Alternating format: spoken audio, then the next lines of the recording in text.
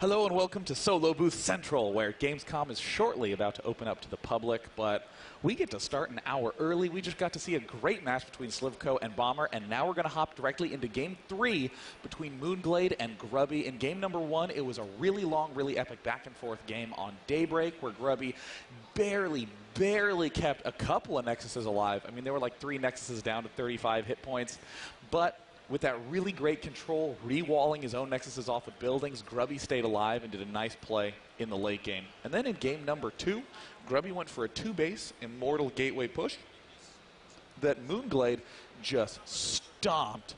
So that's actually kind of an interesting shift from the usual PvZ. Generally, a lot of Protosses like to go for that late-term game. Actually, let's talk about that in a moment. Before that, let us introduce our players. In the top left corner, hailing from Australia, considered widely to be the best Australian player, it is mOOnGLaDe. And down in the bottom right, one of the most heralded and respected players in all of gaming, it is going to be Grubby. I mean, Grubby is just so good at Starcraft 2. Warcraft 3 champion 1,000,001 times. I think over 40 gold places. So sick. But I was talking a little bit about the PvZ matchup and how Protosses do like to go for kind of a long-term game. They like to go for some multi-base play, the big maxed Stalker, Sentry, Immortal Army pushes in the mid-game, get the Colossus Templar later on. But if all else fails, Protosses have a tendency to fall back on that 2-base timing push, that Immortal Sentry timing push that gives Zerg so much trouble. Weirdly, though, mOOnGLaDe, having crushed that so badly, now is suddenly putting the pressure back on Grubby, saying, well, you actually have to play a really long, really straight-up game. And as a result, Grubby's going to have certainly a long game ahead of him. Grubby now, checking out the natural expansion, nothing too out of the ordinary. Map is Ohana. Very much so expect Grubby to de-emphasize the Colossus in the early game and emphasize the Blink Stalker, as it's a much more efficient way to manage this base on the right and this base on the left, the opposite-sided maps that Zerg love to take so much. Grubby's going to do his usual circle around. He went for the Nexus first. Will he get the pylon block down? Does he even want to get it down? It's unclear at this point, and there Grubby's actually going to let it go down and head straight up to the third base as his probe pulls back to hang out at the Xel'Naga Watchtower for a little bit. Now mOOnGLaDe, on the other hand, ooh, this is an interesting, never mind, that's not interesting at all. He just Extractor Trick to get his Queen started and to be at 19 out of 18. I actually thought he was going to be throwing down his gas at 3 minutes. That's something we haven't really seen since the beta days when Protosses were going 3-gate expand and no one really felt comfortable taking early bases, but all that is a thing of the past. Grubby now is well past that 18 supply by favoring building his second pylon before this cannon. Look at how late that cannon is, and oh god, mOOnGLaDe sees it. He's actually just rushing down with all these Zerglings, and I think they actually are going to get up unless Grubby sends a probe there right away.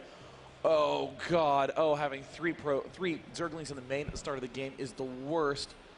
Oh man, oh Grubby. Actually, these Zerglings might just go directly for the cannon. No, they're going to go right past the cannon. Was too far gone. And now Grubby has 3 Zerglings in his main base. This is just an atrocious position to be in as Grubby. All this mining time being lost. Grubby does see that that third base is down right now. A pretty standard opening for the Zerg player.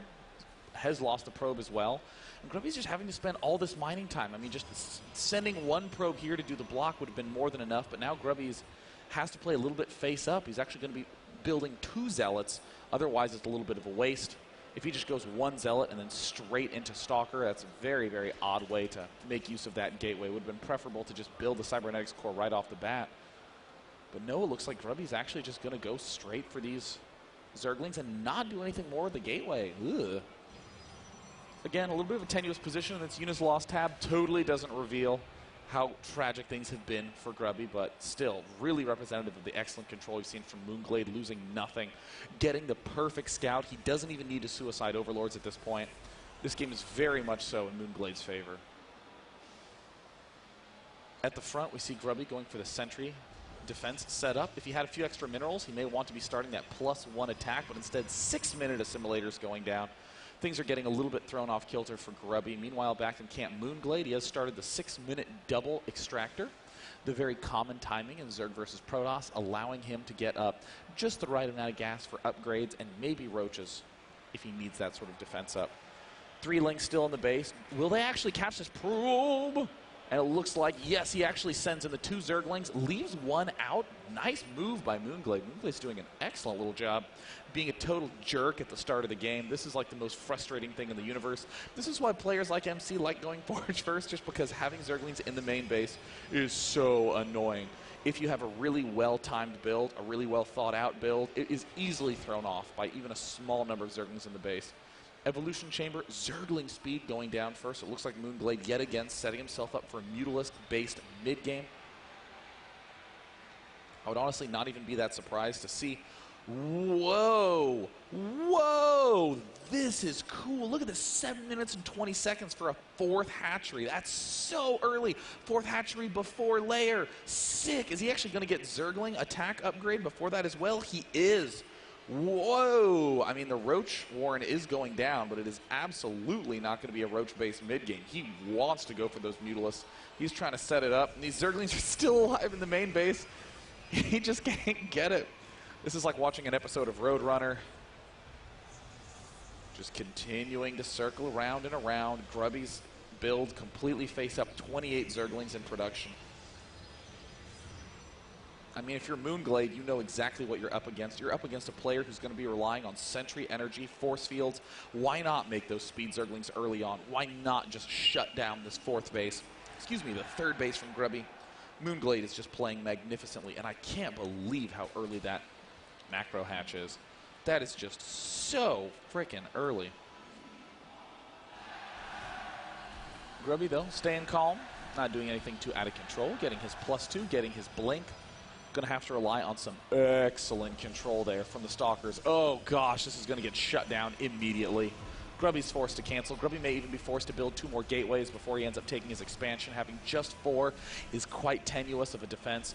Layer almost done, +1 almost done. This is a perfect transition timing for mOOnGLaDe. He has 2 significant options. 1, going for the Mutalisks, but 2, he can get +2 attack, which will really bolster a Baneling transition, which is a little bit more of a later step in the PvZ metagame. And now mOOnGLaDe taking down these destructible rocks, setting himself up just brilliantly for these multi-pronged attacks in the mid and late game. Grubby would love to be able to wall off, but right now the game is absolutely in mOOnGLaDe's control court. We see there glial reconstitution. Geyser's extremely late from mOOnGLaDe. That's one of the reasons he was able to get up this early hatch. Once he does his rock killing job, he's going to wait for this Nexus to get just a little bit farther down before instantly barreling down the front. And that is a nice grab for Grubby. And look at this instant response by mOOnGLaDe.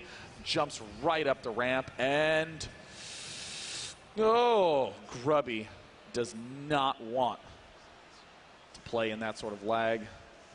There's the 1-letter conversation between these two. Grubby barely able to wall off his ramp with those 2 Stalkers. I mean, Grubby is very, very tenacious about having the right settings, the right environment to play in. mOOnGLaDe already getting close to that maxed at 11-minute play. But one of the reasons he isn't maxed is that he's been spending most of his resources on Zerglings, and that is the real key to deflecting this. Grubby, look, oh wow, brilliant move! Didn't want to waste any time at the robotics facility building too many observers. Has 1 out at the front, but now with these sweeping Phoenixes, he can clearly see what mOOnGLaDe is up to. Grubby's going to need some incredible control if he wants to stay alive. Right now, he does have 2 photon cannons, an excellent wall of gateways, the perfect angle to be able to set this up, and there's a brilliant wall off. Couple of those Stalkers blink back, but killing off this warp gate at the top left is mOOnGLaDe's main concern, and now he's able to step in. There are 2 pylons there, but he can kill off both of them and completely block off this gateway reinforcement production. Grubby right now looking pretty good in his defense, but mOOnGLaDe is continuing to terrorize absolutely everything. 4th base also going up on the mini-map for mOOnGLaDe. Zerglings trying to swing around the back, but now that most of the Zerglings have been killed off, whoa! mOOnGLaDe comes in with a tremendous reinforcement, but Grubby is trading in these battles so well. The danger for Grubby, though, the amount of workers that have been killed off. Grubby desperately trying to re-blink, re-get at a good angle. Though he might kill off this small attack force, there's a lot more Zerglings being rallied for. 22 Zerglings, both players getting very, very low in supply in the unit station. 52 probes. Tons have been killed off. 17 have been annihilated, but Grubby manages to hold well. And there's 2 sentries here. What a play from Grubby. He does miss these 2 Zerglings, but he is clearly prepared for any of the counter plays that mOOnGLaDe could be throwing at him. And Grubby, in an amazing defense, in an absolutely amazing defense, has managed to pull himself into a good spot. mOOnGLaDe could have set up a late transition by taking these gas geysers. He could have gotten the Mutalisk transition going, but no, mOOnGLaDe has overcommitted to this Ling Roach aggression, the classic Stefano-style mistake. Sure, these maxed army pushes are so easy to get good wins against solid players, but against someone playing as solidly as Grubby, it's going to be a tough bout. Again, for any of you just tuning in, we got the chance to see the first 2 games of Bomber Slivko, where Bomber did successfully win 2-0. We didn't see the first 2 games of mOOnGLaDe Grubby, as those were played concurrently with the Bomber Slivko games. However, holy crap, has it been a close series, and mOOnGLaDe continuing the theme by barreling down Grubby's front door. And again, the top left gateway is the big target, but Grubby's riding out to meet him, Lord of the Rings style, sends a nice block down on that gateway, and there's the grab, snatches up a good chunk of all those Ling Roach. The crowd loves it, don't you, crowd? I see you there behind me. And continuing to throw a lot of Ling Roach down, Grubby is looking very strong to be able to deflect this. Running a little bit low on force fields, mOOnGLaDe continues to try to press his way forward. After a very tough, bitter loss in Game 2, Grubby is playing brilliantly in this match. mOOnGLaDe was in total control throughout the early game. But gosh, has Grubby ever pulled an incredible miracle defense to blink forward, picking off a lot of them roaches. You see Grubby having rebuilt this gateway at the corner for the 3rd time up at the natural expansion. Colossus in production. This is an extremely defensive play from Grubby. He's basically saying, well, if you're going for that huge Ling Roach mid-game, you don't have the good transition to Infestor planned. You don't have a lot of options to go for Spire. So I'm going to sit passively. I'm going to get 2-3 Colossus up, and then I'm going to shove. At the same time, though, we see mOOnGLaDe's money has been very high. This is not just because his macro's been slipping, but it's also because these geysers were really late. Look at this geyser just being mined. Both these geysers have only just started. mOOnGLaDe would have loved to have had those up earlier. He could have thrown down 9, 10 Infestors right now. And suddenly Grubby would have been in an awkward spot with an overly Colossus focus at this point. But right now the game looks very much so in Grubby's control. He's adding on 4 more gateways in the main base. It's going to be a 3 base timing push from Grubby, who is already at 3-0 upgrades. mOOnGLaDe only at 1-0, just now only adding on the 2-0 upgrade. Oh gosh, mOOnGLaDe was looking so excellent in the opening game. Just absolutely brilliant, but during the attack just didn't upgrade, didn't expand, didn't do anything else. And now Grubby's going to happily take down these destructible rocks on his own. Uh-oh, doing some nice zoning. The roaches are going to try to get out. Grubby ain't going to have anything of it. The roaches try to sneak away, but Grubby chases them down. And with the Colossus out, another Colossus has joined onto the field. The reinforcement gateways are wrapping up, and now with these pylons being planted in the center, Grubby's moving out at a time where ordinarily the Zerg would be gearing up to go for Hive. But mOOnGLaDe isn't even close to that point yet. mOOnGLaDe's actually just going to sacrifice this expansion. He's going to let it die, hasn't even run the drones. Infestor pops out. Will he even get a shot off? It looks like nope, gets roasted instantly. A counterattack attempt from mOOnGLaDe, but look at the force field from Grubby, having an answer at every point. mOOnGLaDe now has gone into late defense mode. He hasn't even begun the Hive yet. He's just trying to secure himself on 3 bases. Grubby's clearing out his expansions. Zergling at the left. Probe might be able to plant down this expansion. No, the probe manages to run right into the Zergling. Grubby steps into the middle of the map.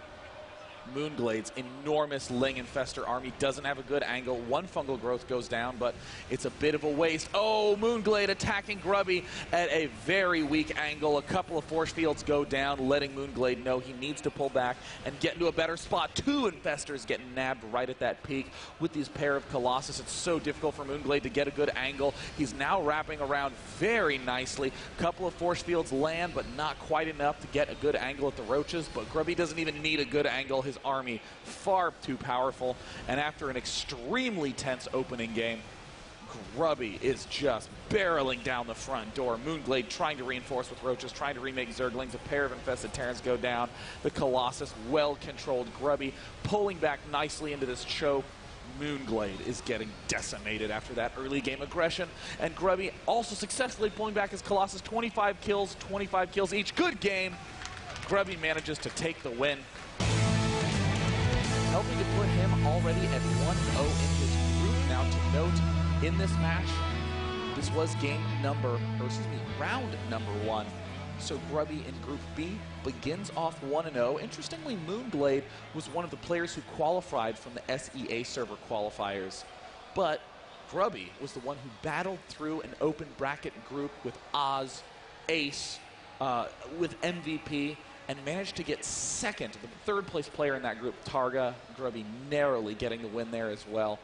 So even though Grubby's starting off to a nice lead, he has a lot of difficult games ahead of him. But if there's any foreigner who'd be able to perform well in that group, it would be Grubby. So mad props to him. In other news, I'm going to refresh the results and see if I can get any other information on what has gone on in group number C. It looks like Bomber has actually already stepped into the 1-0 position. Slivko down 0-1. No updates on the minigun Elfie match as of yet. That is the other two pair that can be going on in that group. On day trying attempt number 2. On the previous day of group stage matches where we saw groups A and B, there were only 2 Protosses combined in the entire groups, 1 in Group A, 1 in Group B. In Group C, there are 3 Protosses, so there's going to be quite a bit of PvP. The other players are Bomber, Grubby, mOOnGLaDe, Minigun, Elfie, and Slivko. So it's kind of an interesting mixture. I think a lot of people are expecting Bomber to be the dominating performance in that group.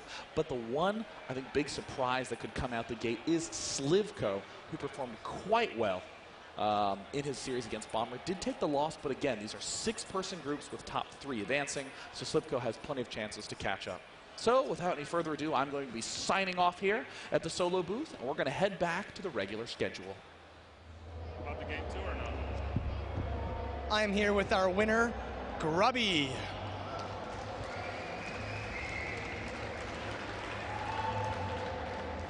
Now, you are an ex-Warcraft 3 professional. And not just any Warcraft 3 professional, but arguably the best Warcraft 3 player of all time, playing arguably the worst race. And up until now, you haven't exactly had that same dominant success in Starcraft 2. Do you feel now that I've noticed you're starting to take out Koreans, you're starting to show unbelievably skillful games? Are you reaching that potential again? I feel like as a player, as a pro gamer, I'm way better now than I ever was in Warcraft 3. But I feel like the scene is way more competitive, and also it's a different game, so it's difficult to compare. I know it's an interesting question, but I just look at my own speed, the way that the game taxes every skill necessary that I need to bring to the table, and I feel like I'm a better player now, but everyone is really good. That's great. That's a great answer. Specifically about the PvZ matchup, you've had some good success. What's your secret? I practice it the most. I think like when I'm on the toilet, when I'm in the shower, I think about PvZ all the time. I dream about PvZ, and I think as far as my mental processes go, PvZ takes up like 90% of my time, and PvT and PvP the rest, because I think PvZ is the hardest. So surprisingly, even though I think it should be the hardest matchup, I feel the most comfortable in it because of the time spent. Outside of the game, you have done a little bit of commentating. Yesterday, you were on the stream. I've seen you, I think, at Home Story Cup, some other events. After your pro gaming career, 20 years from now, would you consider that as your new profession? 20 years from now, when I'm walking with a stoop and I'm done with pro gaming, yeah, I could see myself commenting. Well, good luck in the future rounds. Great match. Thank you. And I'm just going to give you a quick update on what's been happening in the other games, because there's so many games happening simultaneously, because there's so many games we have to get through, and it's a little hard for everyone here to follow. So in the other maps, we had Elfie versus Minigun. Elfie took both of the first games, so he won 2-0. We had Slivko versus Bomber. That was on the stream. Bomber took both games. And Grubby versus mOOnGLaDe, which was Grubby taking the first map, mOOnGLaDe the second, and Grubby closing it out in the third. And we're going to cut to a quick commercial, and we'll be back with our next match.